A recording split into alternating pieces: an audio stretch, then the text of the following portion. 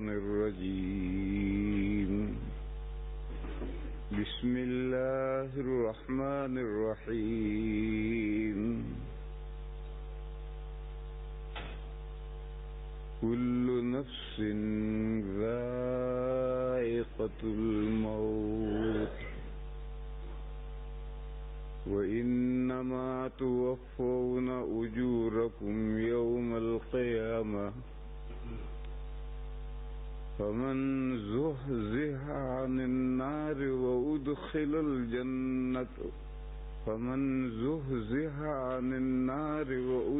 الجنة فقد فاز وما الحياة الدنيا إلا متاع الغرور بسم الله الرحمن الرحيم ونضع الموازين القسط ليوم القيامة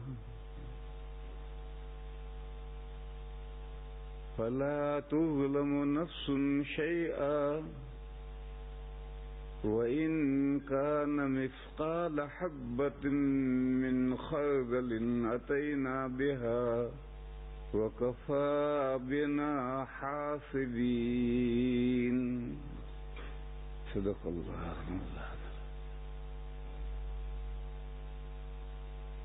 بزرگوں اور بھائیوں،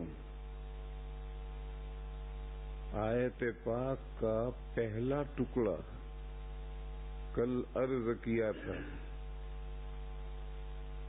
کل نفس ذائقۃ الموت، جو بھی مخلوق سانس لینے والی ہے،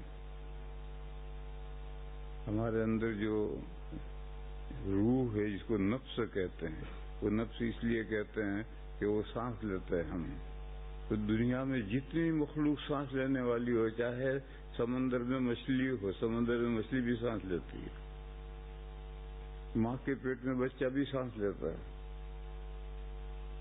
تو ہر سانس لینے والی مخلوق کو موت کا مزہ چکھنا ہے، کھانا نہیں، موت نہیں آنی، موت کا مزہ چکھنا ہے۔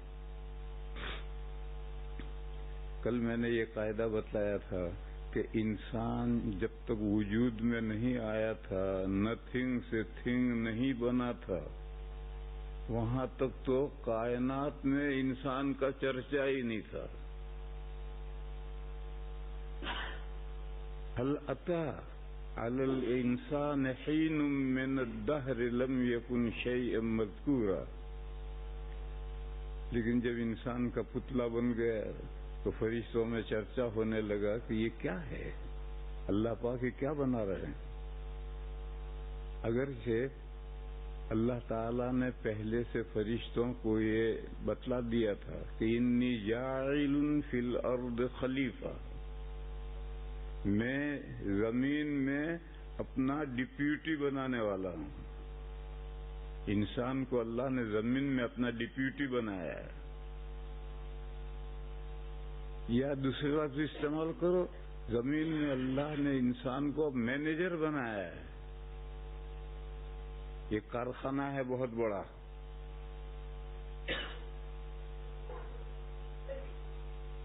اس کارخانے میں باس مینیجر بھیجتا ہے اور بائی لاز دیتا ہے، قانون دیتا ہے کہ اس کارخانہ چلانے کے لیے یہ قانون ہے۔ اب جو مینیجر آ کر بیٹھے گا تو یہ جو بائی لاز باس نے دیا ہے، اس کو اپنی ذات پر بھی جاری کرے گا اور سارے کارخانے پر جاری کرے گا۔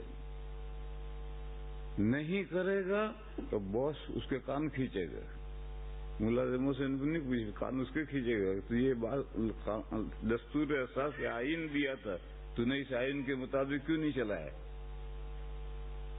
یہ جو انگریزی پڑھنے والے ہیں وہ پتہ نہیں خلیفہ کے کیا کیا معنی سمجھتے ہیں۔ ہمارے یہاں علی گڑھ میں جو علی گڑھ والے ہیں پتہ نہیں کیا کیا خلیفہ کے معنی سمجھتے ہیں۔ کچھ خلیفہ کوئی نیا لفظ نہیں، اتنے ہی معنی ہے۔ قائم مقام، باس گھر سویا ہے اور مینیجر اس کی جگہ پر کارخانہ چلا رہا ہے۔ اللہ جل شانہ امن والہ نے انسان کو پیدا کر کے خلیفہ بنایا ہے، اس کو قانون دیا. تمام مخلوقات بندگی میں لگی ہوئی ہیں. جنات کو بھی پیدا کیا، ان کو بھی قانون دیا، مگر انہوں نے ٹھیک سے عمل نہیں کیا.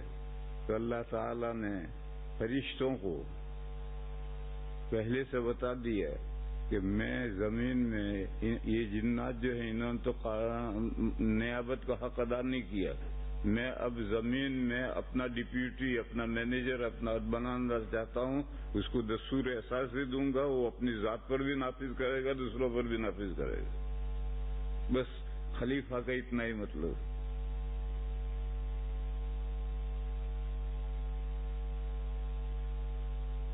تو تذکرہ تو آ گیا ہے، لیکن مٹی سے آدم علیہ السلام کا پتلا بنا تھا. کتنے دنوں میں بنا تھا؟ اللہ جانے کتنوں میں دنوں میں بنا تھا. ہو سکتا ہزاروں سال میں بنا ہو. اور وہ دھوپ میں ڈالا گیا تھا، اور سورج کی دھوپ کی وجہ سے وہ پک کر کے جیسے ٹھیکری بجتی ہے اس طرح سے وہ کھنکھنانے لگا تھا. تو فرشتے وہاں سے گزرتے تھے تو وہ دیکھ کر کہتے تھے کہ یہ کیا چیز ہے، اللہ پاک کیا بنا رہے ہیں. ارے تمہیں بتایا تو تھا کہ انسان میں بنانے والا ہوں، خلیفہ بنانے والا ہوں، وہی ہے.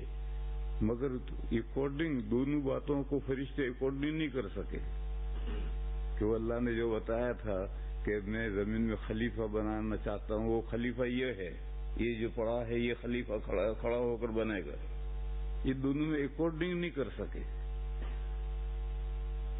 لہذا یہ تذکرہ بھی گویا تذکرہ ہے ہی نہیں. تذکرہ کب سے شروع ہوا؟ آدم علیہ السلام کے پتلے میں اللہ تعالیٰ نے نہایت قیمتی ویلیویبل روح ڈالی. وَنَفَخَ فِيهِ مِن رُوحِهِ، اللہ نے اس میں اپنی روح ڈالی. اپنی روح یعنی بڑی بابرکت روح. عربی میں کسی چیز کو کسی چیز کی طرف نسبت کی جائے تو اس سے تعظیم کا بھی فائدہ ہوتا ہے اور توہین کا بھی فائدہ ہوتا ہے. ایک شخص آیا، کہا یہ نواب زادہ ہے، شاہ زادہ ہے. اب یہ تو ہے 5 سال کا، لیکن اس کو نواب زادہ کہہ کر، شاہ زادہ کہہ کر کے اس کی عزت بڑھائی. ایسا ایک دوسرا لڑکا آیا، کہا یہ باربر کا لڑکا ہے. تو باربر کا لڑکا کہہ کر اس کی انسلٹ کی. تو عربی میں بلکہ دنیا کے ہر زبان میں نسبتیں 2 مقصد سے ہوتی ہے، انسلٹ کرنے کے لیے اور ریسپیکٹ کرنے کے لیے. تو یہ جو فرمایا اللہ تعالیٰ نے فرشتوں سے کہ انی خالق بشر من صلصال من حمأ مسنون فإذا سويته ونفخت فيه من روحي فقعوا له ساجدين. میں کھنکھناتی مٹی سے انسان بنانے والا ہوں. یہ فرشتوں سے اللہ پاک فرما رہے ہیں کہ میں کھنکھناتی مٹی سے انسان کو پیدا کرنے والا ہوں. جب میں اس کھنکھناتے مٹی سے بنے ہوئے پتلے میں جب میں میری اپنی روح پھونکوں، نفخت فیہ من روحی، تو تم سب سجدہ کرنا، سجدے میں گر پڑنا. تو یہ جو اللہ نے فرمایا کہ میں اپنی روح پھونکوں، تو اس کا یہ مطلب نہیں ہے کہ انسان کے اندر اللہ کی روح کا کوئی جز اور حصہ پھونکا ہوا ہے. یہ مطلب ہرگز نہیں ہے، بلکہ اس کا مطلب یہ ہے کہ نہایت پاکیزہ، نہایت ویلیویبل، نہایت قیمتی روح اللہ نے پیدا کر کے آدم علیہ السلام کے پتلے میں پھونکی. یہی مطلب ہے قرآن کریم میں جہاں آیا ہے کہ اللہ تعالی نے حکم دیا اور مریم کے پیٹ میں عیسیٰ علیہ السلام کی باڈی تیار ہو گئی. پھر اللہ نے اپنی روح اس میں پھونکی. اس سے عیسائیوں کو غلط فہمی ہوئی کہ اللہ نے اپنی روح اس میں پھونکی تو عیسیٰ علیہ السلام اللہ کے بیٹے.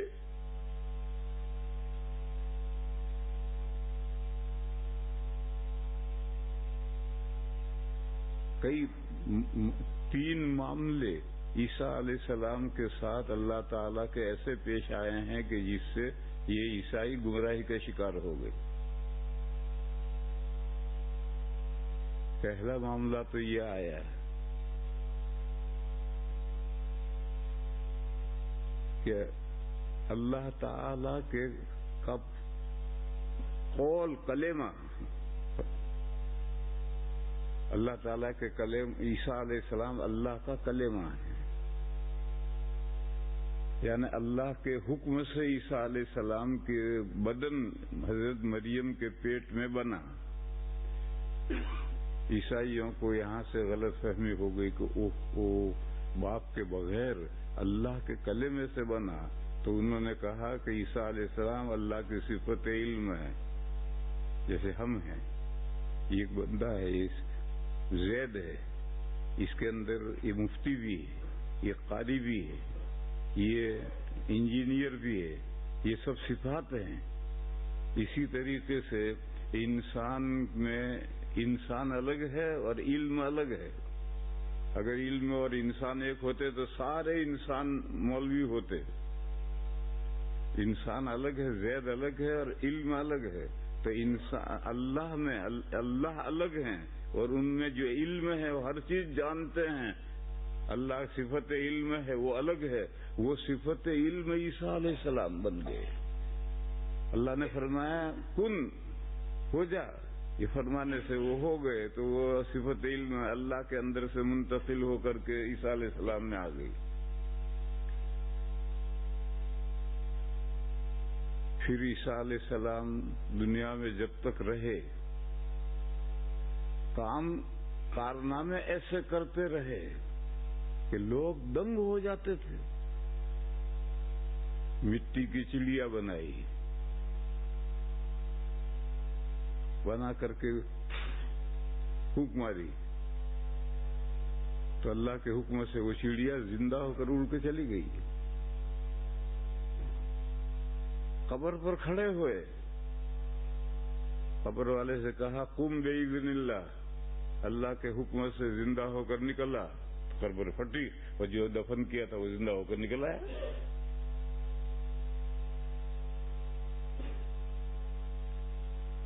مادرزاد اندھا جس کا ڈاکٹروں کے بھی کوئی علاج نہیں، ہاتھ پھیرا تو آنکھیں دیکھنے لگا. لوگ حیرت میں ہو جاتے تھے. دیکھو ہاتھ پھیرا. اس کے اعتبار سے حضرت عیسیٰ علیہ السلام بھی مسیح ہیں اور دجال کا آنا نکلے گا وہ بھی مسیح ہے. وہ بھی ہاتھ پھیرنا. عیسیٰ علیہ السلام تو مسیح ہیں اسم فاعل کے معنی میں، برکت والا ہاتھ پھیرنے والے. اندھے کی آنکھوں پر ہاتھ پھیر دیا، کوڑی کے بدن پر ہاتھ پھیر دیا، چنگا ہو گیا، اچھا ہو گیا. اور دجال مسیح ہے اسم مفعول کے معنی میں، ہاتھ پھیرا ہوا. پہلے مکان بناتے تھے تو پلاسٹر نہیں ہوتے تھے. دیکھو لندن میں کتنے شاندار بنا پرانے مکان بنے ہوئے ہیں، اینٹوں سے چنے ہوئے ہیں اور کتنے شاندار ہیں، پلاسٹر نہیں.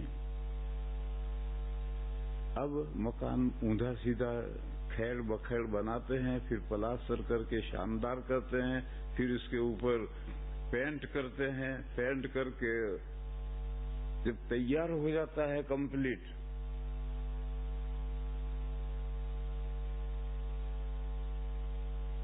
تو ریبن کاٹتے ہیں. ایک وزیر اعظم کو بلائیں گے، ایک پٹی باندھ دیں گے، وہ آ کر کاٹے گا. حالانکہ 10 سال سے مکان محل بن رہا ہے، سارے مزدور اندر آ رہے ہیں، جا رہے ہیں، کھا رہے ہیں، ہگ رہے ہیں، اب ریبل کاٹ رہا ہے. یہ اس زمانے کا دستور ہے. اصل کیا ہے؟ اصل سنگ بنیاد رکھتے ہیں، یعنی اس کی نیو میں پہلی اینٹ رکھتے ہیں. یہ آج کل سنگ بنیاد رکھنے کا طریقہ ہے. پہلے عمارتوں میں پلاسٹر ہوتا ہی نہیں تھا، پینٹ ہوتا ہی نہیں تھا، تو پوری بلڈنگ بنا لی اور ایک اینٹ کی جگہ چھوڑ دی. وزیر اعظم آئے گا اور آخری اینٹ اٹھا کر کے وہاں رکھے گا، اب عمارت کمپلیٹ. ان کو سنگ اختتام رکھنا ہے، یعنی آخری اینٹ رکھی. پہلے یہ طریقہ تھا، اور جب تک یہ چنائی کی عمارتیں بن رہی تھی اس وقت تک یہی طریقہ تھا. جب یہ سیمنٹ کی بننے لگی، پلاسٹر ہونے لگا، پینٹ ہونے لگا، تو اب شروع میں تو کہاں اینٹ رکھیں گے؟ اس کا نام سنگ بنیاد رکھا، اور آخر میں تو کمپلیٹ ہوگی جبھی تو پلاسٹر ہوگا. تو اب آخر میں ریبل کاٹنے کا طریقہ آ گیا ہے، زمانہ بدلنے سے ایسا ہو گیا. نبی پاک صلی اللہ علیہ وسلم نے اپنی مثال، نبی پاک صلی اللہ تعالی علیہ وسلم خاتم النبیین ہیں، اور جب خاتم النبیین ہیں تو خاتم المرسلین بھی ہو گئے. رسول نبی سے خاص ہے، جیسے مفتی مولوی سے خاص ہے. پہلے مولوی بنے گا تب مفتی بنے گا. بس کسی گاؤں میں اگر مولوی ہی نہیں ہے تو مفتی کہاں سے ہوگا؟ ہاں، ایسا ہو سکتا ہے کہ گاؤں میں مفتی نہیں ہے، مولانا صاحب 5 مولوی ہیں لیکن مفتی کوئی نہیں ہے، ایسا ہو سکتا ہے. تو جو بڑی رینک کے لوگ ہیں وہ رسول ہیں، جن کو اللہ تعالیٰ نئی شریعت، نئی کتاب دیتے ہیں. اور چھوٹے درجے کے جو ہیں، یعنی چھوٹا درجہ بئی مانا کہ پہلے جو نبی رسول آئے جن کو کتاب ملی، نئی شریعت ملی، ان کو کتاب اور نئی شریعت نہیں ملی، اسی کتاب اور شریعت پر عمل کرنے کا اور تبلیغ کرنے کا حکم ملا. نبأ کے معنی خبر دینا.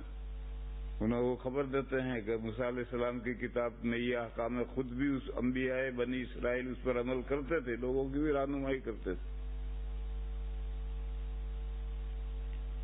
www.attableek.com The Reviver of Iman. صلی اللہ علیہ وسلم خاتم المرسلین ہی نہیں ہیں بلکہ خاتم النبیین ہیں.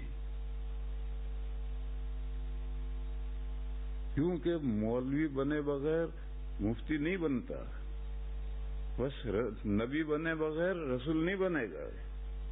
بس جب تمام نبیوں کے آخر میں تشریف لائے تو رسولوں کے آخر میں بھی تشریف لائے. اس مضمون کو ایک معنوی مضمون ہے.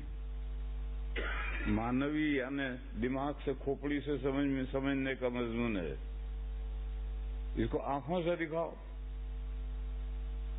تو اللہ تعالیٰ نے اس کو 2 مثالوں سے آنکھوں سے دکھایا. ایک تو نبی پاک صلی اللہ علیہ وسلم کے سے جسٹ نیکسٹ انبیاء بنی اسرائیل کے آخری پیغمبر کو خاتم انبیاء بنی اسرائیل بنایا.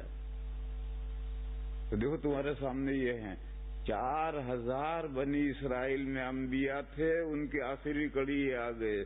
تو ساری دنیا میں جو نبوت کے سلسلے چل رہے تھے ان کی آخری کڑی اگر یہ ایک بنے تو اس میں تعجب کی کیا بات ہے؟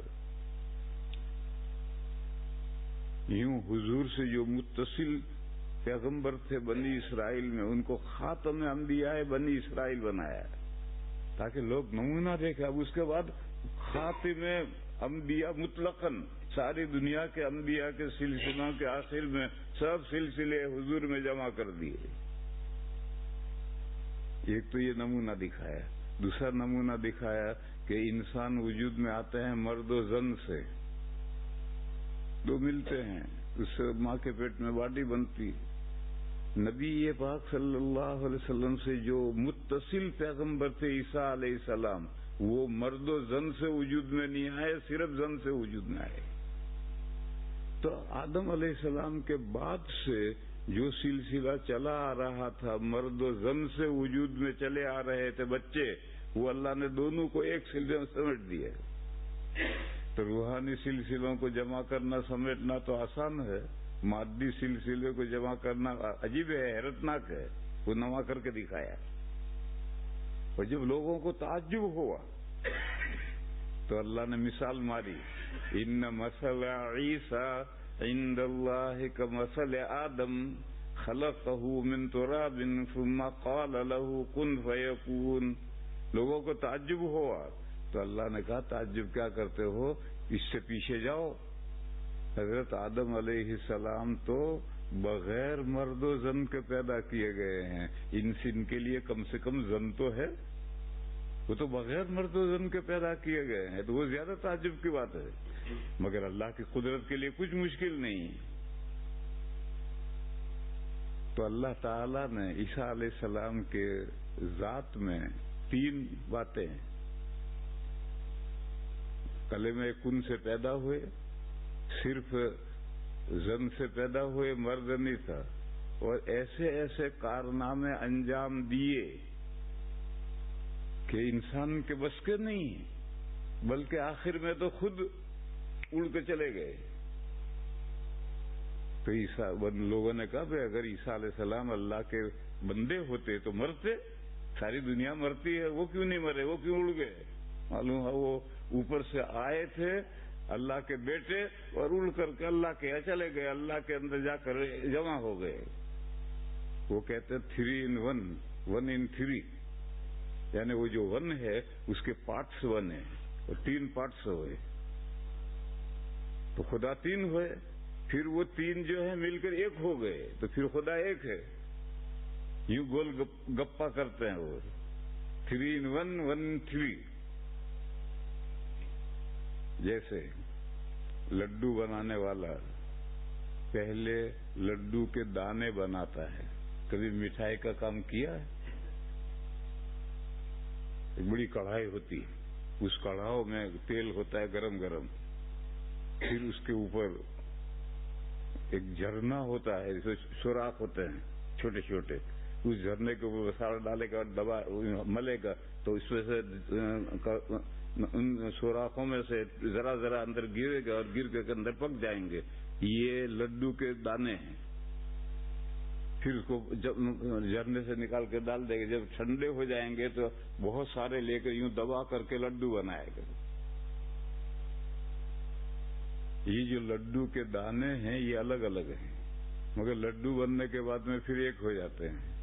تو ایسے ہی عیسائیوں کے ہاں خدا 3 ہیں، وہ ایک میں سے لڈو کے دانے بنے، ایک کا نام فادر، ایک کا نام سن، ایک کا نام ہولی اسپرٹ، 3 دانے بنے. پھر بن کر کے پھر جب وہ ٹھنڈے ہو گئے تو سب کو ملا کر کے ایک بنا دیا، وہ اللہ ہے. اور وہی جو ایک بن گئے وہ گاڈ ہے. اور ہر ڈالر پر لکھا ہے we trust in God.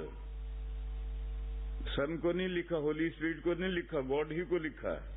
Hare dollar پر یہ عبارت لکھی ہے وی ٹرسٹ ان گاڈ.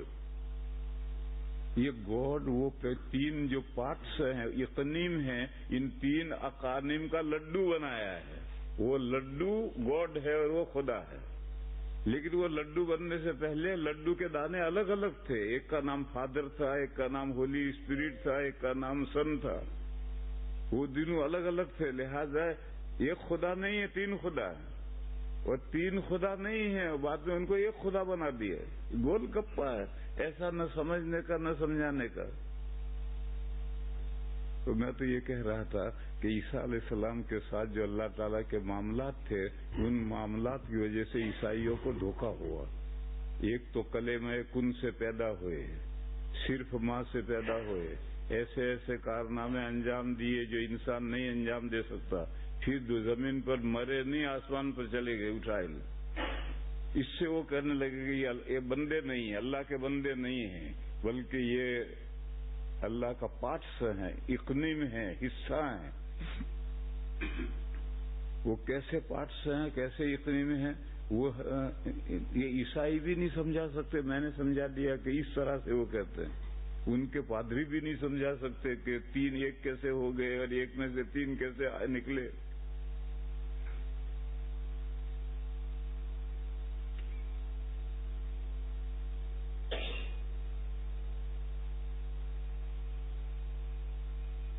تو میں یہ سمجھا رہا تھا کہ وہ جو اللہ تعالی نے فرمایا کہ میں نے حکم دیا، مریم کے پیٹ میں عیسیٰ علیہ السلام کا بدن بن گیا۔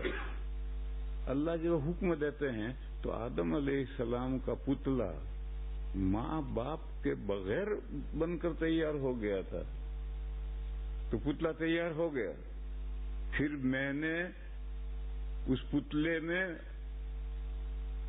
اللہ نے اس پتلے میں اپنی روح پھونکی، روح منہ۔ عیسائیوں نے کہا کہ جب اللہ کی روح عیسیٰ علیہ السلام میں آئی تو اللہ کے بیٹے ہو گئے۔ یوں غلط فہمیاں تہ بتہ ہوتی چلی گئی، حالانکہ یہ روح منہ اضافت تشریف کے لیے ہے، یعنی اللہ نے نہایت پاکیزہ قیمتی روح پھونکی۔ جیسے آدم علیہ السلام نے نفخت فیہ من روحی، میں اپنی قیمتی روح پھونکوں، تو یہ اضافت تشریف کے لیے۔ دیکھو اس کی مثال، ہم یہ مسجد بھی بیت اللہ ہے، اللہ کا گھر ہے، لیکن سمجھدار لوگ بیت اللہ کہتے ہیں، باقی لوگ مسجد کہتے ہیں، لیکن مکے میں جو اللہ کا گھر ہے اس کو سب بیت اللہ کہتے ہیں، اللہ کا گھر، ہاؤس آف اللہ۔ تو کیا اللہ پاک وہاں رہتے ہیں؟ جیسے ہم ایک گھر میں رہتے ہیں، وہاں ہمارے برتن بھی ہوتے ہیں، کھانے پکانے کا چولہا، گیس اور چولہا بھی ہوتا ہے، اور الگنی بھی ہوتی ہے، تو کپڑے بھی لٹکاتے ہیں، تو کیا یہ سب وہاں ہے؟ اسلام سے پہلے مشرکین نے کعبہ کے اندر یہ سب کر رکھا تھا، لکڑی باندھ، ایک رسی باندھ رکھی تھی، اس میں کپڑے بھی ڈال رکھے تھے، اللہ کے کپڑے، اور برتن بھی اندر کعبہ شریف کے اندر تہ خانے کے اندر سونے چاندی کے برتن بھرے ہوئے ہیں۔ یہ زمانے جاہلیت میں اللہ کے گھر کو اوپر چڑھاوا چڑھتا تھا، اللہ کو گلاس کی ضرورت ہوگی تو ایک چاندی کی گلاس لایا، ایک سونے کی گلاس لایا، رکھا۔ اب اللہ کو تو کہاں ضرورت ہے، تو وہ مجاوروں نے وہ تہ خانے میں گلاس رکھ دیا ہے۔ ایسا لوگ بلی پالتے تھے دل بہلانے کے لیے، تو اندر کعبہ شریف کے اندر ایک ہرن بھی ہے سونے کا۔ یہ جیسے ہمارے گھر میں کھیلنے کے لیے کھلونے لاتے ہیں، تو یہ اللہ میاں کے کھیلنے کے لیے کم بختوں نے یہ ہرن کا کھلونا لائے ہیں سونے کا۔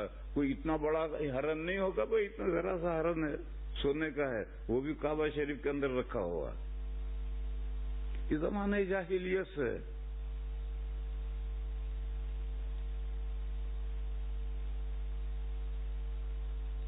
جب حضرت عمر رضی اللہ تعالی عنہ کا زمانہ آیا تو حضرت عمر رضی اللہ تعالی عنہ نے کعبہ کے چابی بردار سے، چابی رکھنے والے سے، مجاور سے یہ کہا، یہ جو تہ خانے میں سونا ہے، چاندی ہے، یہ سب میں نکال کر کے مسلمانوں میں تقسیم کر دوں گا۔ تو وہ چابی بردار تھا، اس نے کہا آپ کو یہ کرنے کا حق نہیں ہے۔ تو حضرت عمر نے کہا کیوں حق نہیں ہے، میں امیر المومنین ہوں۔ اس نے کہا کہ آپ سے پہلے 2 امیر المومنین گزرے ہیں، تو ابو بکر امیر المومنین تھے، اور اس سے پہلے حضور امیر المومنین تھے، اور ان دونوں کے زمانے میں مسلمانوں میں غربت آج سے زیادہ تھی۔ حضرت عمر کے زمانے میں تو بہت کچھ مال آ گیا تھا جنگوں کی وجہ سے، لیکن حضور کے زمانے میں اور ابو بکر کے زمانے میں مسلمانوں میں غربت زیادہ تھی، اور حضور کو اور ابو بکر کو معلوم تھا کہ یہاں کعبہ کے تہہ خانے میں خزانہ ہے، مگر ان دونوں نے نکال کر مسلمانوں میں تقسیم نہیں کیا، لہذا آپ کو حق نہیں، آپ بھی نہیں کر سکتے۔ تو حضرت نے فرمایا میں کان پکڑتا ہوں، میں ایک کام نہیں کروں گا۔ چنانچہ وہ خزانہ کعبہ شریف کے تہہ خانے میں اندر اترو گے، اندر اتریں گے تو اب بھی ہے، کتنا ہے کیا ہے کچھ پتہ نہیں کسی کو۔ میں سمجھا ہی رہا تھا کہ پہلے لوگ کعبہ شریف کو واقعی اللہ کا گھر سمجھتے تھے، اور وہ یہ سمجھتے تھے کہ اللہ میاں یہاں رہتے ہیں، لہذا اللہ میاں کی ضرورت کی ساری چیزیں مہیا کرو، اور وہ نظریں چڑھاوے چڑھتے تھے، اور وہ پھر وہ اللہ کے آج کل تو مندروں پر چڑھاوے چڑھتے ہیں تو مجاور کھا جاتا ہے۔ اس وقت اتنے بدماش نہیں تھے مجاور، تو مجاور کعبہ کا کھا نہیں جاتا تھا، بلکہ تہہ خانے میں رکھے رہتے تھے، اور وہ آج بھی رکھے ہوئے ہیں۔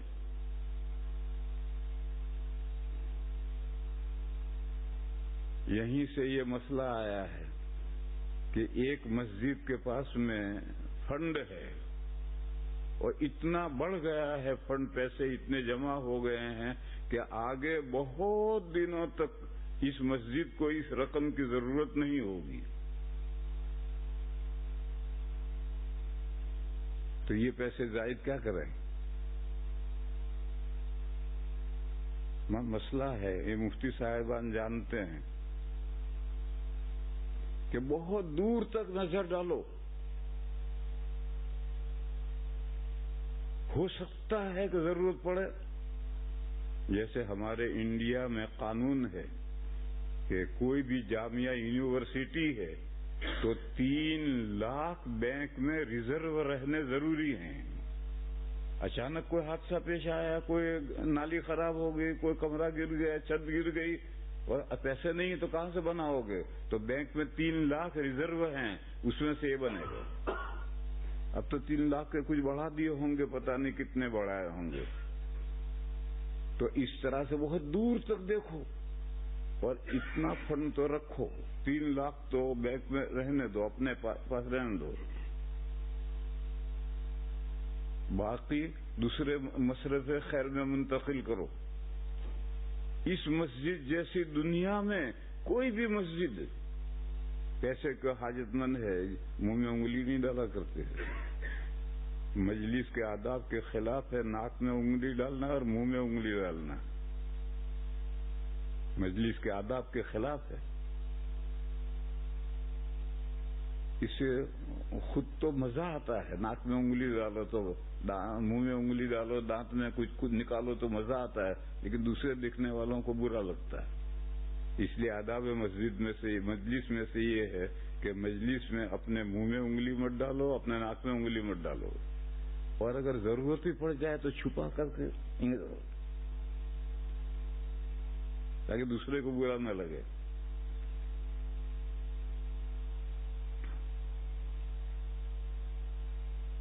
اسلام میں آداب بہت قیمتی عنوان ہے، اور ایسے ایسے آداب اسلام نے بیان کیے ہیں، دنیا ان کے قریب بھی نہیں پہنچی۔ ایک حدیث شریف ہے،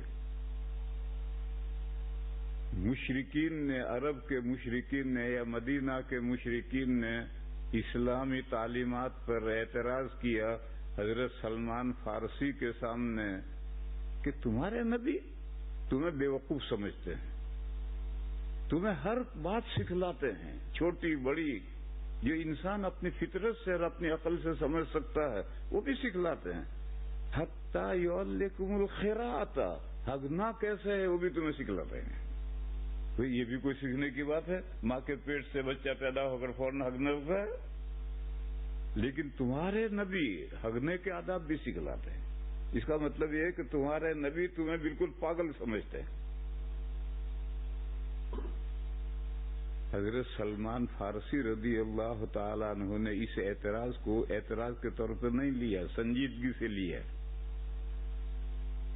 اور فرمایا، جواب دیا، ہاں ہمارے پیغمبر ہمیں ہگنے متنے کے بھی آداب بتاتے ہیں، اور وہ آداب اگرچہ تمہارے نزدیک تو ظاہر ہے، ہر آدمی اس کو سمجھ سکتا ہے، لیکن میں تمہیں حضور کے سکھلائے ہوئے 3 آداب تمہیں میں تمہارے سامنے رکھتا ہوں، تم بتلاؤ کہ تمہاری عقلیں وہاں تک پہنچی ہیں؟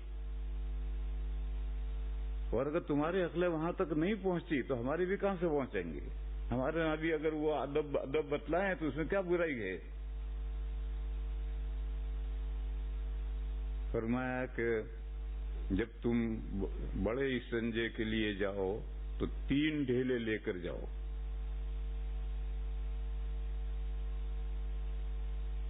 آج کل غذائیں بھی مرکب ہو گئی ہیں، اس لیے پاخانہ بھی پتلا آتا ہے. پہلے غذائیں مفرد تھی، اس لیے پاخانہ مینگنیوں جیسا لوگ کرتے تھے. تو پخانہ کیا، پھر ایک ڈھیلا آگے سے پیچھے، دوسرا پیچھے سے آگے، تیسرا اس کا 3 ڈھیلے آگے پیچھے کر لو تو جگہ پاک ہو گئی، صاف ہو گئی. اور عرب میں پانی بہت کم تھا، پینے کے لیے مشکل سے ملتا تھا پانی، تو اس لیے فرمایا کہ 3 ڈھیلے لے کر جاؤ. عرب کیا کرتے تھے؟ ڈھیلا لے ہی نہیں جاتے تھے. یہاں عرب میں تو گوشت خور قوم ہے، اور گوشت کھاتے ہیں تو باہر گاؤں سے باہر جگہ جگہ ہڈیاں پڑی ہوئی ہوتی ہیں. تو دوڑے دوڑے گئے گاؤں سے باہر، استنجے بیٹھ گئے، پخانہ کر دیا، پھر ادھر ادھر دے کر ایک ہڈی لی اور ہڈی لے کر پونچھ ڈالا اور اٹھ کے چلے گئے. یہ عرب میں ایسا ہی کرتے تھے. ہمارے حضور نے کہا کہ نہیں، ہڈی سے استنجا مت کرو. خفتہ خفتہ رکھے کو نہ بیدار، ہڈی تو خود ہی چکنی ہے، اس کو تم وہاں ملو گے تو پخانہ وہاں لپے گا، صاف کیسے ہوگا؟ پتھر لے جاؤ. عرب میں مٹی کے ڈھیلے نہیں ہوتے. جاؤ اب بھی کہیں بھی ڈھیلا نظر آئے اس کو یوں پکڑو گے تو بھور دے کر بکھر جائے گا. اندر سنگریزے ہیں اس لیے وہاں ڈھیلا نہیں ہوتا مٹی کا. ہاں پتھر کا ٹکڑا، پتھر موزون کہیں سے ڈھونڈ کر لے جاؤ.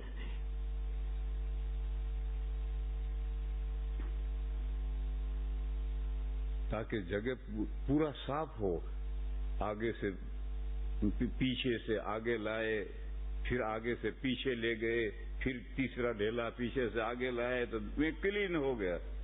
پانی سے دھونے جیسا تو کلین نہیں ہوا، اس لیے افضل پانی سے استنجا کرنا ہے، کیونکہ پانی جیسے ڈھیلے سے کلین نہیں ہوتا. مگر ضرورت ہے، اس ضرورت کے پیش نظر اللہ تعالی نے اجازت دی کہ پتھر سے استنجا، بڑا استنجا کر لو.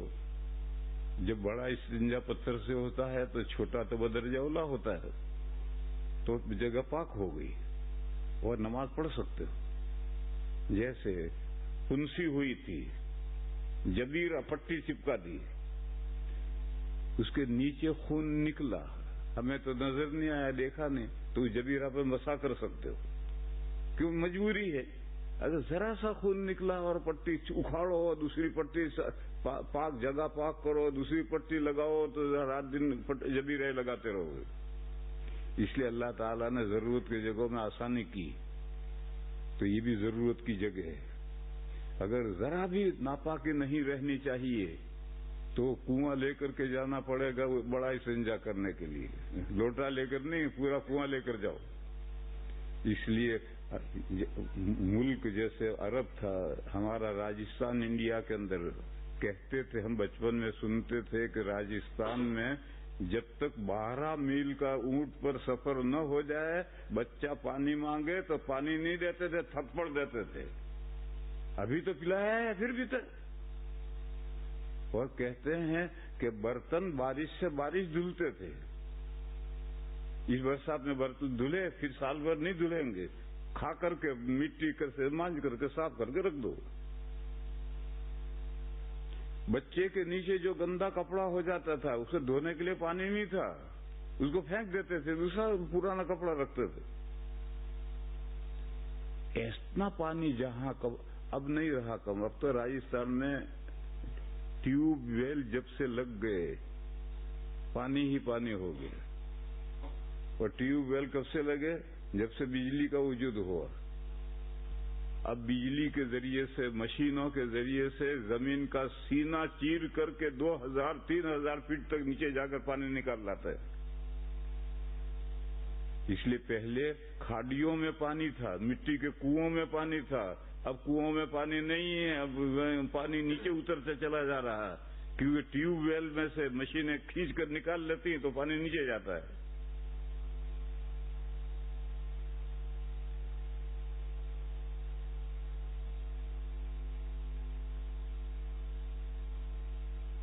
تو جہاں ضرورت ہوتی ہے وہاں شریعت آسانی کرتی ہے، لیکن آسانی ضرورت کے بقدر ہی رہتی، اس سے آگے نہیں جاتی. ضرورت کیا تھی؟ پخانا ہوا ہے مینگنی جیسا، تو 3 ڈیلوں سے پوچھ ڈالو، جگہ پاک ہو گیا، نماز پڑھ سکتے ہو. لیکن پخانا ہوا ہے کھیر جیسا، لا حول ولا قوت. تو وہ صرف مخرج نکلنے کی جگہ تک اس کا اثر نہیں رہے گا، چاروں طرف بھی اثر پھیلے گا. اور مینگنی جیسا پخانا ہوا ہے تو جو مخرج ہے، جو بدن کا حصہ اندر سے باہر آیا ہے، جب بیٹھے ہیں، جب صاف ہو گئے تو کھڑے ہو گئے تو وہ بدن کا حصہ اندر چلا گیا. اور پتلا پخانا ہوا ہے تو چاروں طرف بھی آلودہ ہوا ہے، وہ تو باہر کا حصہ ہے، اندر کا مخرج نہیں ہے. تو اب پھر مسئلے آ گئے کہ قدر درہم ناپا کی لگی ہے، کم لگی ہے، زیادہ لگی ہے، اس کے سب پھر مسئلے آ گئے. لیکن جہاں ضرورت تھی مینگنی جیسا پخانے کر رہا، وہاں تک نس وارد ہوئی تھی، بس وہیں تک ضرورت ہے. اس سے آگے نجاست پھیلے گی تو پھر دوسرے مسئلے ہیں.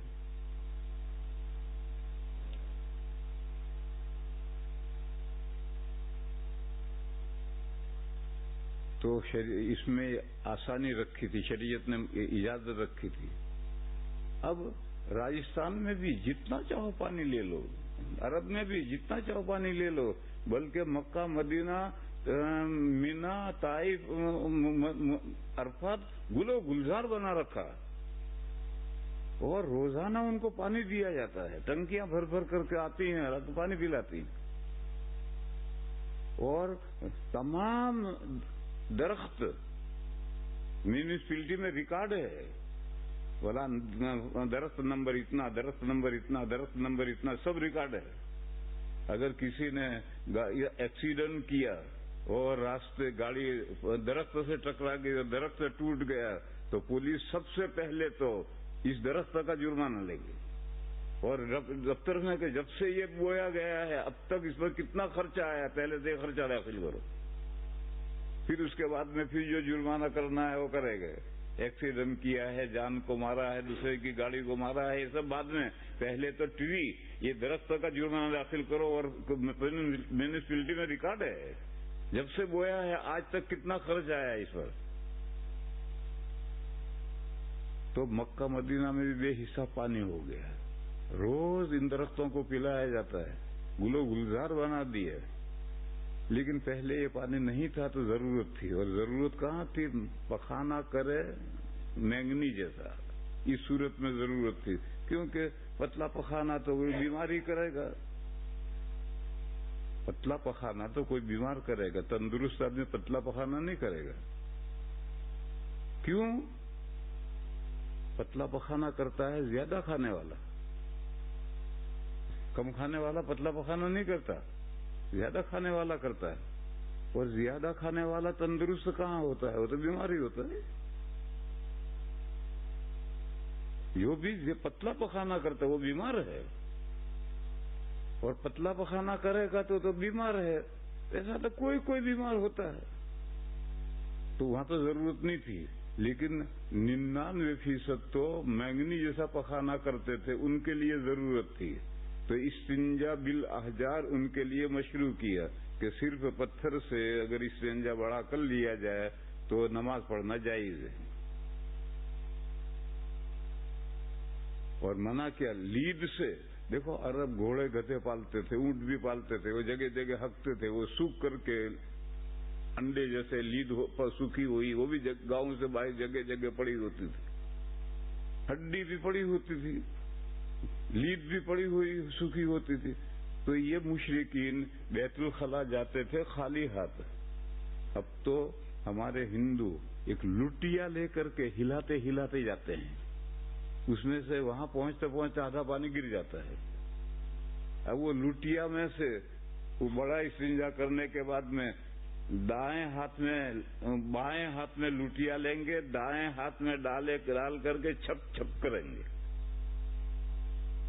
جب بھی کوئی ہندو جا رہا ہو جنگل میں تو تم اس کے پیچھے پیچھے جائیے، وہ لوٹا پکڑے گا دائیں ہاتھ میں، وہ بائیں ہاتھ میں، اور دائیں ہاتھ میں پانی ڈال کر کے چھپ چھپ کرے گا، اور اتنا پانی بچا لے گا کہ بعد میں مٹی باہر ملا کر کے اس کو دھو کر مانج کر کے بھی لائے گا.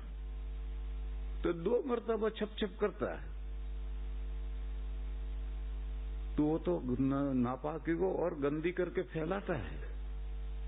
بہرحال حضور نے منع کیا کہ لید سے استنجا مت کرو، ہڈی سے استنجا مت کرو.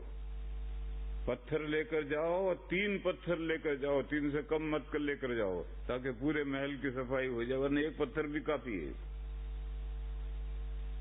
یہ کامن سینس کا مسئلہ ہے کہ جب ہمیں پانی دھونے کے لیے پانی نہیں ہے اور ڈھیلے سے صفائی کرنی ہے تو کم سے کم 3 ڈھیلے لے جانے چاہیے. تمہاری عقلیں یہاں تک پہنچی ہیں؟ اور 3 پتھر لے جانے چاہیے. ہڈی لید سے استنجا نہیں کرنا چاہیے. تمہاری عقلیں یہاں تک پہنچی ہیں؟ یہ حضرت مشرکین کو جواب دے رہے ہیں کہ دیکھو ہمارے پیغمبر نے ہمیں استنجے کے آداب میں یہ بتلایا کہ جو بڑا استنجا کرنے جائے تو وہ 3 ڈھیلے لے کر جائے، 3 ڈھیلے سے استنجا کرے تاکہ وہ اس کے لیے کافی ہو جائے، اچھی طرح سے جگہ صاف ہو جائے. اور فرمایا کہ لید سے مت کرو، گوبر سے مت کرو، ہڈی سے مت کرو. تم بھی تو انسان ہو، تم جاتے ہو بڑا استنجا کرنے تو خالی ہاتھ جاتے ہو اور ادھر ادھر سے ہڈی پکڑی یا لید لے کر کے 1 مرتبہ پوچھ کر چلے آتے ہو. تمہاری عقلیں یہاں تک پہنچ گئی ہیں کہ لید اور ہڈی نہیں لے جانی چاہیے، پتھر لے جانے چاہیے اور کم سے کم 3 لے جانے چاہیے. دوسرا ایسا ہی کامن سینس مسئلہ وہ یہ ہے کہ چھوٹے بڑے استنجے میں دایاں ہاتھ مت استعمال کرو. یہ جتنے غیر مسلم ہیں یہ بائیں ہاتھ سے دائیں ہاتھ میں پانی ڈال کر چھپ چھپ کرتے ہیں، دایاں ہاتھ استنجے میں استعمال کرتے ہیں. اب جب کھانے کا وقت آتا ہے تو کھاتے بھی اسی ہاتھ سے. تو ہندو جو ہیں وہ تو دونوں جمع کرتے ہیں، دائیں ہاتھ سے استنجا بھی کرتے ہیں، دائیں ہاتھ سے کھاتے بھی ہیں. اور جو ذہین قومیں ہیں جیسے کہ انگریز، انہوں نے کہا کہ بھئی دائیں ہاتھ تو ہم نے ٹوائلٹ پیپر لیا ہر جگہ پوچھی ہے تو اب دائیں ہاتھ سے کیسے کھائیں؟ تو چھری کانٹے سے پھر انہوں نے کھانا شروع کیا، دائیں ہاتھ نہیں استعمال کریں. تو چھری کانٹے سے تو اللہ کے بندے پہنچ گئے، لیکن ہاتھوں کو تقسیم کر ڈالو، اچھے کاموں کے لیے یہ ہاتھ، برے کاموں کے لیے یہ ہاتھ، تو مسئلہ ہی نہیں پیدا ہوگا. یہاں تک ان کی عقلیں آج تک نہیں پہنچی. تو حضرت سلمان فارسی نے کہا ہمیں حضور نے دائیں ہاتھ سے استنجا کرنے سے منع کیا ہے. استنجا چھوٹا بڑا بائیں ہاتھ استعمال کرو، دائیں ہاتھ استعمال ہی مت کرو. اس میں دائیں ہاتھ کھانے میں استعمال ہوگا، بائیں ہاتھ استعمال نہیں ہوگا. دیکھو آپ حضرات تو جو کافر ہیں وہ تو چھری کانٹے سے کھانے لگے تاکہ کھاتے وقت یہ یاد نہ آئے کہ ہم نے یہ دایاں ہاتھ استنجے میں استعمال کیا ہے. اب مسلمان تو دایاں ہاتھ استعمال نہیں کرتا، اس کو تو آداب سکھلائے گئے ہیں. تو پھر آپ مسلمان بیت الخلاء میں یا وضو خانے میں صابن رکھتا ہے، اس صابن کو نکال کر کے ہاتھ صاف کرو، اور اس کو فیشن سمجھا جاتا ہے. ارے ساری دنیا میں انسانوں کے پاس میں صابن استنجے کی جگہ پر رکھا ہوا ہے. ارے ہاتھ اچھی طرح سے دھو ڈالو. یہ غلو ہے طہارت میں کہ نہیں صابن سے دھو، جب صابن سے دھوئیں گے تبھی کلین ہوں گے ہاتھ. تو میرے بھائیو سوچو ساری دنیا میں جہاں بڑے استنجے لوگ کرتے ہیں، مسلمان کافر کوئی بھی کرتے ہیں، تو وہاں صابن ہاتھ دھونے کے لیے ہیں؟ پھر امریکہ میں اور یورپ ہی میں کیوں ضروری ہے؟ معلوم ہوا کہ یہ غلو ہو گیا، حد سے بڑھ گئے لوگ، اور یہ بڑھایا انہوں نے۔ ایک تو وہ چھری کانٹے سے کھاتے ہیں، پھر انہوں نے صابن سے ہاتھ دھونے شروع کیے، تو مسلمان چھری کانٹے سے تو نہیں کھاتا مگر صابن سے ہاتھوں بھی دھوتا۔ حالانکہ نبی پاک صلی اللہ علیہ وسلم نے آداب میں سے یہ بتایا تھا کہ دایاں ہاتھ یوز ہی نہ کرو، استعمال ہی نہ کرو، بایاں ہاتھ استعمال کرو۔ یہ موٹی سی بات ہے، مگر انسانوں کی عقلیں، کامن سینس آج تک اس حد تک نہیں پہنچی۔ تو حضرت سلمان نے کہا کہ اگر ہمارے نبی نے یہ بات ہمیں آداب میں سکھلایا تو کیا گناہ کیا ہے؟ انسان کی عقل ان تک نہیں پہنچی۔ اس طرح سے حضرت نے 2-3 آداب، موٹے موٹے آداب بتلائے، 2-3 موٹے موٹے آداب بتلائے، اور بتلایا کہ دیکھو یہ ہمارے حضور نے ہمیں آداب سکھلائے، اور بڑا استنجا کرنے کے آداب سکھلائے ہیں۔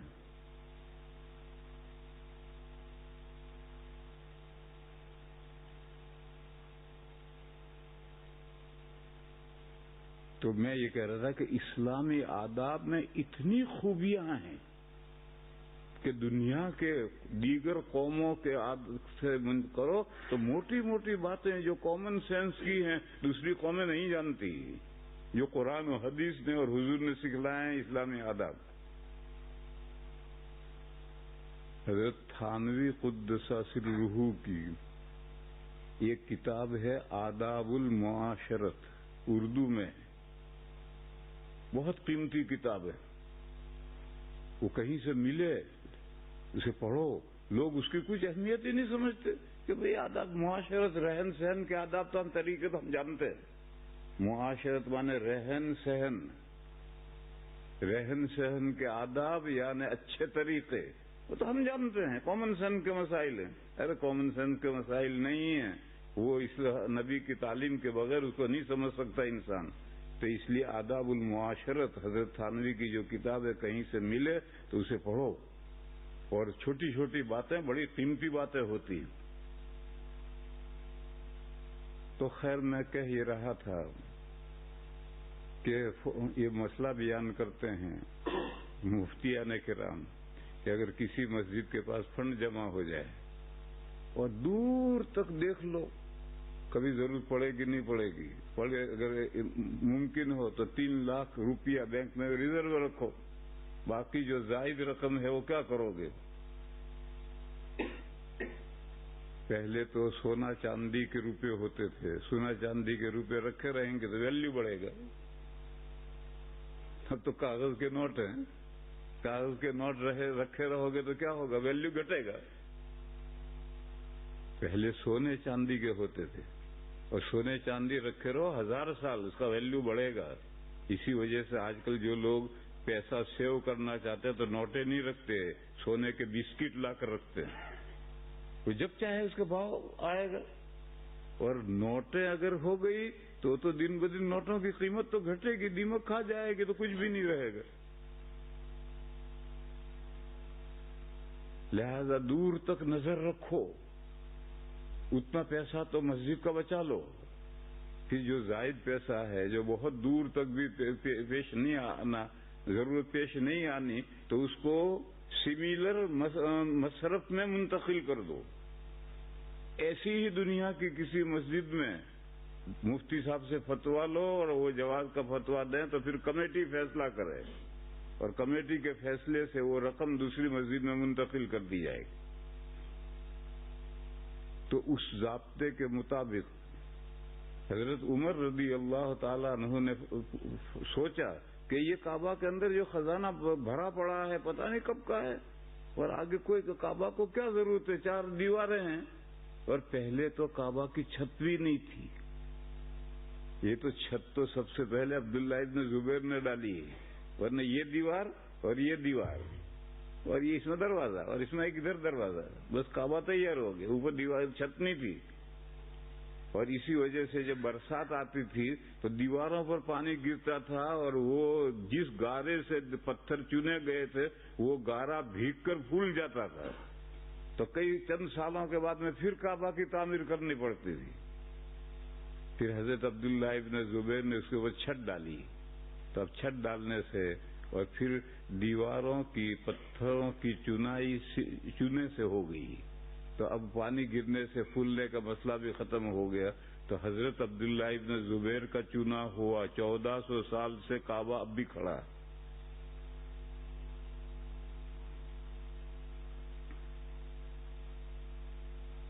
تو حضرت عمر رضی اللہ تعالی عنہ نے جو کہا کہ میں یہ خزانہ نکال کر غریب مسلمانوں میں بانٹ دوں گا، تو شیبی نے کہا آپ کو یہ حق نہیں ہے. آپ سے پہلے 2 امیر المومنین گزرے ہیں، ان کے زمانے میں فلاکت یعنی غربت آج سے کہیں زیادہ تھی، اور ان دونوں بزرگوں کو معلوم تھا کہ کعبہ کے تہہ خانے میں خزانہ ہے، مگر ان دونوں بزرگوں نے نکال کر اس کو تقسیم نہیں کیا، لہذا آپ تقسیم نہیں کر سکتے. تو حضرت نے کان پکڑے کہ میں بالکل نہیں تقسیم کروں گا، میں اپنے پہلے جو 2 بڑے گئے ہیں ان کی پیروی کروں گا، فالو کروں گا. تو ابھی تو آپ مسئلہ بتا رہے تھے کہ مسجد کا فنڈ اکٹھا ہو جائے اور آگے مستقبل بعید تک ضرورت نہ ہو تو تقسیم کر سکتے ہیں. تو حضور نے اور ابو بکر نے کیوں تقسیم نہیں کی؟ ضرورت تو تھی، اور کعبہ کو کبھی بھی ضرورت نہیں ہے. 1400 سال گزر گئے، آج تک تو ضرورت نہیں پیش آئی.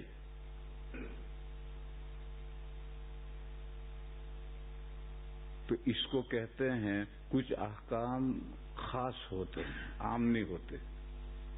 دیکھو حدیث شریف میں مکان میں میت کی تدفین کرنے سے منع کیا.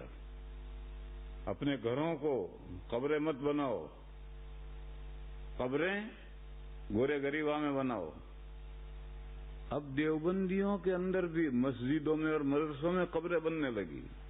یہ مسجد اور مدرسے قبریں بنانے کے لیے نہیں ہے، تو قوم کی ملکیت ہے. یہ مسجد تو چندے سے بنی ہے، قوم کی ملکیت ہے. اس کا نہ کوئی بانی ہے نہ کوئی. آج کل لکھتے بانی محتمیم. ارے بانی کا تیرے پیسوں سے بنی ہے مدرسہ، یہ مسجد تیرے پیسوں سے بنی ہے، یہ تو قوم کے پیسوں سے بنی ہے. تو اس مسجد کی بانی تو قوم ہے، اس مسجد کا بانی، مدرسے کا بانی تو قوم ہے. تو زیادہ سے زیادہ محتمم ہو سکتا ہے، یعنی تو نے فکر کی، جھولی لے کر کے گھوما اور چندہ کر کے لایا اور مسجد بنائی اور مسجد مدرسہ کھڑا کیا، تو محتمم تو ہو سکتا ہے. بانی کب سے ہو گیا؟ یہ بانی لفظ کیوں لکھتے ہیں؟ اسی لکھتے ہیں کہ میرے مرنے کے بعد میرے بیٹے کا نمبر لگے، اس لیے بانی لکھتے اپنے بیٹے کا نمبر لگانے کے لیے. حالانکہ یہ جو مسئلہ ہے کہ وقف کا متولی واقف جب تک زندہ ہے، پھر وہ اگر مر جائے گا تو اس کی اولاد میں سے جو متولی بننے کے لائق ہے وہ متولی بنے گا، پھر اس کا لڑکا، پھر اس کا لڑکا، پھر اس کی نسل میں کوئی بھی متولی بننے کے لائق نہ رہے تو پھر مسلمان اپنے اندر سے کوئی بھی متولی بنائیں گے. یہ مسئلہ شخصی اوقاف کے لیے. ایک بندے نے اپنے ذاتی پیسوں سے زمین خریدی، اپنی ذاتی پیسوں سے مسجد بنائی، مسلمانوں کو نماز پڑھنے کی اجازت دی، اور اس پر وہ ذاتی پیسوں ہی سے اس کا مینٹیننس کرتا ہے. کوئی پبلک سے کوئی پیسہ نہیں لیتا ہے، چندہ نہیں کرتا ہے. اس مسجد کے وہ مسائل ہیں کہ یہ جو واقف ہے یہی متولی رہے گا، اور واقف نے وقف کرتے وقت جو دفعات لکھی ہیں اس دفعات کے مطابق وہ خرچ کرے گا. پھر وہ نہیں رہے گا تو اس کا بیٹا متولی بنے گا، اس کا پوتا متولی بنے گا، اس کے اولاد میں کوئی بھی متولی بننے کے قابل نہیں رہے گا. تو مسلمان عام آخر میں تو مسلمانوں کے پاس ہی تو مسجد چلی جائے گی. یہی حکم مدرسے کا. لیکن وہ مدرسہ اور وہ مسجد جو کسی ایک بندے نے یا ایک سے زائد بندوں نے پوری قوم میں چندہ کیا اور چندہ کر کے پیسہ اکٹھا کیا، جیسے آپ کا دارالعلوم دیوبند، حضرت نانوتوی قدس سرہ کا سسرال تھا دیوبند، اور جب انگریزوں نے ملک پر قبضہ کر لیا اس زمانے کے بزرگوں کو فکر لاحق ہوئی کہ اب ہندوستان میں دین کیسے باقی رکھا جائے گا، اس کا کوئی تدبیر کرنی چاہیے۔ تو اس وقت کے بزرگوں کے ذہن میں اللہ نے ایک بات ذہن میں ڈالی، دلوں میں ڈالی، اس کو الہام کہتے ہیں۔ یہ بات اللہ نے، یہ جو اسپینیا ہے، بوسنیا، یہاں کے بزرگ، یہاں سے اسلامی حکومت ختم ہوئی تو یہاں کے بزرگوں کے دلوں میں یہ بات اللہ نے نہیں ڈالی۔ اور یہ ازبکستان، قزاقستان جو روس کے حصے بن گئے تھے، اب آزادی ملی ہے، وہاں اسلام ہی اسلام تھا۔ یہ بخاری، ترمذی، ہدایہ، یہ سب وہیں لکھی گئی۔ جب وہاں کمیونزم کا قبضہ ہوا تو وہاں کے بزرگوں کے دلوں میں یہ بات نہیں ڈالی گئی ہے۔ اللہ کی مصلحت، چنانچہ یہ قرطبہ اور اشبیلیا میں جاؤ، وہاں مسجدیں ہیں ہی نہیں، اور کہیں کوئی ایک آدھ کھڑی ہوگی نشانی۔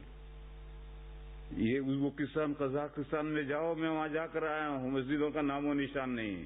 80 سال تک وہاں قرآن نہیں لے جا سکتے تھے، اب قرآن لے جانے کی اجازت ہوئی ہے، مسجدیں کچھ مسجدیں کھلی ہے، نماز پڑھنے کی اجازت ہوئی۔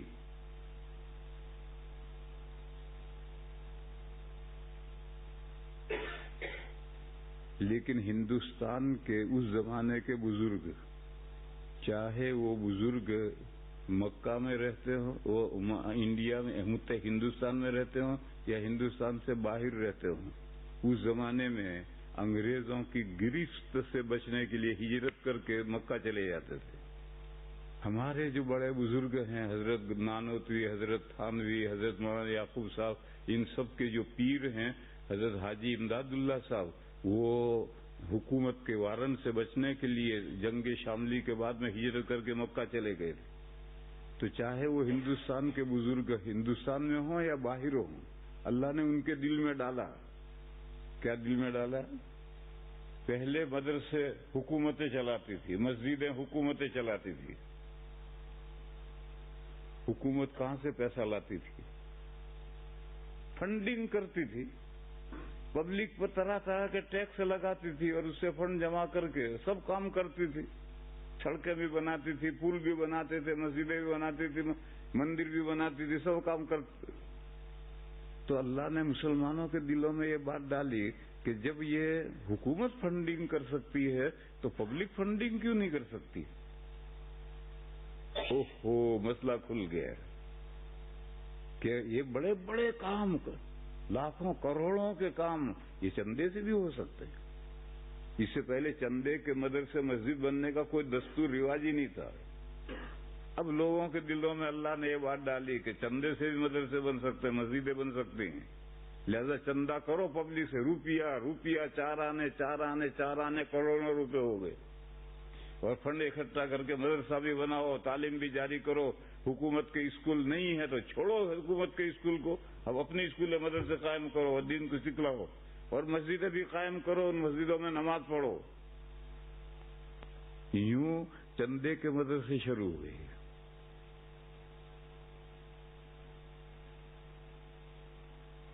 تو دارالعلوم دیوبند کا پہلا چندہ حضرت حاجی عابد حسین صاحب رحمت اللہ علیہ نے کیا۔ حضرت نانوتوی کا دیوبند سسرال تھا اور محلہ دیوان سسرال تھا، تو سسرال میں آدمی آتا جاتا ہے، تو یہاں کے جو بڑے لوگ تھے ان کا ذہن بناتے تھے کہ بھئی ملک پر انگریزوں کا قبضہ ہو گیا ہے، اب اس ملک میں دین کو باقی رکھنے کے لیے دین کی تعلیم ضروری ہے، دین کی تعلیم کے مدرسے ضروری ہے، مدرسے کے لیے کیسے ہو تو چندہ کرو۔ اب پہلے سے چندے کا رواج یہ نہیں ہے، لوگوں کو سمجھ میں نہیں آیا کہ چندہ کیسے ہوتا ہے۔ تو ایک دن حاجی صاحب نے بیٹھے بیٹھے اپنا رومال لے کر کے، رومال کے چاروں کونے باندھ کر کے جھولی بنائی اور اپنے 3 روپے اس میں پہلا چندہ ڈالا۔ آج کل جو سفیر آتے ہیں وہ چندے میں سے بھی 50% کھا جاتا ہے۔ حضرت نے 3 روپے، اس زمانے میں 3 روپے بہت تھے، تو جھولی بنا کر کے اپنے 3 روپے ڈالے اور لے کر کے دن بھر شہر کے جو شرفا یعنی چودھری، نمبردار، بڑے جاگیردار، بڑے مالدار مسلمان تھے، ان کے پاس گھومے تو شام کو 127 روپے چندہ ہوا تو سارے شیوخ خوش ہو گئے. 127 روپے کا مطلب کروڑوں روپے ہو گئے. اور دوسرے دن مدرسے کا دارالعلوم دیوبند کی بنیاد رکھی اور اسے شروع ہوا. اور شروع بھی کس طرح ہوا؟ پہلے بڑے علماء کے پاس میں طالب علم پڑھنے کے لیے آیا کرتے تھے تو دیوبند میں بھی بڑے بڑے علماء تھے. حضرت شیخ الہند کے والد مولانا ذوالفقر صاحب بڑے آدمی تھے، مولانا فضل الرحمان صاحب، وہ بڑے بڑے لوگ تھے. تو دور دور سے خاص طور پر سرحد کے طالب علم پڑھنے کے لیے آئے ہوئے تھے. تو یہ سب کے پاس جو الگ الگ طالب علم تھے وہ سب کو جمع کر لیا، یہ دارالعلوم بن گیا ہے. اور یہی پڑھانے والے تھے، وہ وہاں پڑھاتے رہے. دارالعلوم میں پہلا سال اس کی وجودات دارالعلوم میں چھپی ہوئی ہے. پہلے سال میں 35 طالب علموں نے عربی کتابوں کا امتحان دیا ہے. پہلے سال کی فہرست میں ان کے نام ہیں، ان کے نمبرات ہیں، انہوں نے انعام میں کیا پایا ہے، ان کی کتابیں بھی ہیں. حضرت شیخ الہند قدس سرہ نے پہلے سال کے امتحان میں اصول الشاشی انعام میں پائی. بہرحال یہ ایک ادارہ کامیاب ہو گیا. تو پھر اور ادارے کھلنے شروع ہوئے. اور اسی دارالعلوم دیوبند کے قیام کے 6 مہینے کے بعد میں راندیر میں اشرفیہ قائم ہوا. دارالعلوم جو اشرفیہ ہے وہ 6 مہینے کے بعد قائم ہوا ہے. اور سہارنپور میں جو مظاہر علوم ہے وہ بھی دارالعلوم کے 6 مہینے کے بعد قائم ہوا. یہ جو مظاہر علوم ہے یہ یہاں سہارنپور کے رہنے والے ایک بڑے محدث تھے، حضرت مولانا احمد علی سہارنپوری. وہ مظاہر علوم کے پہلے مدرس بھی رہے ہیں. تو جیسا یہاں حضرت نانوتوی نے ذہن سازی کی، وہاں انہوں نے ذہن سازی کی اور 6 مہینے کے بعد مظاہر علوم وجود میں آیا. یہ مولانا احمد علی صاحب کلکتے میں رہتے تھے اور وہاں ان کا پریس تھا. یہ بخاری شریف پر حاشیہ لکھ کر سب سے پہلی مرتبہ حضرت نے وہیں کلکتے میں اس کو شائع کیا ہے. جو آج ساری دنیا میں جو بخاری چلی ہوئی وہ ان کا کارنامہ ہے. ان کے ساتھ حاجی احمد اشرف مرید تھے. یہ جو اشرفیہ ہے ان کے اوپر کے خاندان میں اس زمانے میں راندیر کے لوگ کوئی تو رنگون جاتا تھا تجارت کرنے کے لیے، رنگون سے ورے کلکتہ تھا. تو یہ ان کا کاروبار تھا، حاجی احمد اشرف کا کاروبار تھا کلکتے میں. اور وہ حضرت مولانا احمد علی سہارنپوری قدس سرہ سے مرید تھے یا مجلس میں آتے جاتے تھے. تو حضرت نے ان کا ذہن بنایا اور انہوں نے راندیر میں آ کر دارالعلوم کے قیام کے 6 مہینے کے بعد میں اشرفیہ قائم کیا. پھر آگے جا کر چچا بھتیجے میں لڑائی ہوئی. تو اس لڑائی میں اشرفیہ بند کر دیا گیا اور مقدمہ کورٹ میں چلا گیا. جامعہ ڈابھیل میں بھی لڑائی ہوئی ہے اور وہاں بھی حکومت نے ریسیور بٹھا دیا تھا. سہارنپور سورت کے کل 8 سال تک سورت کے کلیکٹر نے ڈابھیل چلایا ہے. پھر جس کے حق میں فیصلہ ہوا گورنمنٹ نے اس کو دے دیا. اور آج کل کی گورنمنٹ تو فیصلہ ہی نہیں کرنا چاہتی، لڑنے تو مسلمانوں کو. تو ایسا مسجد مدرسے کا جھگڑا ہوگا تو کورٹ میں جائے گا تو فیصلہ ہی نہیں کریں گے تاکہ لڑتے ہی رہیں مسلمان. دارالعلوم کے 2 بنے، اب تک 2 ہی چل رہے. جمعیتیں 2 بنی، اب تک 2 ہی چل رہی ہیں. سہارنپور 2 جب ہو گئے تب 2 ہی چل رہے ہیں. تبلیغ والے 2 ہو گئے تو اب وہ یہ 2 ہی چلیں گے. حکومت کے پاس فیصلہ کرانے جاؤ گے، حکومت فیصلہ ہی نہیں کرنا چاہتی، مسلمانوں کو لڑنے دو. لیکن پہلے انگریز گورنمنٹ ایسی نہیں تھی، وہ کورٹ میں جاتا تھا، فیصلہ کرتے تھے. دیکھو اس کی مثال ہے، ملتان میں قاسم العلوم ایک بڑا ادارہ ہے دارالعلوم جیسا. وہاں مینجمنٹ کا جھگڑا ہوا، یہ کہتا میں، وہ کہتا میں. گورنمنٹ نے پاکستان بننے کے بعد کا قصہ ہے. گورنمنٹ نے مدرسے پر تالا ڈالا اور دونوں فریق سے کہا کورٹ میں جاؤ. کورٹ نے 1 مہینے میں فیصلہ کر دیا ایک کے حق میں, تو گورنمنٹ نے اس کو چابی دے دی, چلو مدرسہ چلاؤ, دوسرے کو بھاگو یہاں سے, جھگڑا ختم. مگر ہماری انڈیا کی گورنمنٹ یہ کرنا ہی نہیں چاہتی, تو مسلمان لڑتے ہی رہے تو اچھا ہے.